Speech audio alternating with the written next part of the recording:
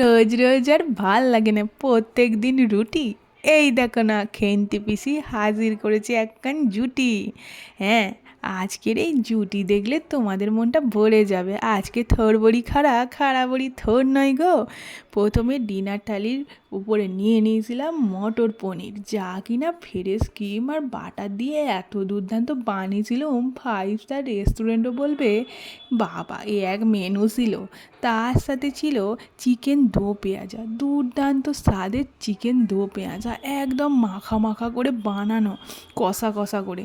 তার সাথে মখমলের মতো এই পরোটা, এটা বাবু দারুণ বানিয়েছিলুম, যেটা একদম রুমালি পরোটা। তোমরা ভাবো খেতে পিসি পারবে না তো? দেখলে তো বানিয়ে ছাড়লুম। তার সাথে ছিল পেঁয়াজ আর শেষে ছিল মিষ্টি। এই পরোটা খেলে বুঝতেই পারবে না পেট কটা খেলেও। তাহলে বলো, রুটি না জুটি পছন্দ কোনটা?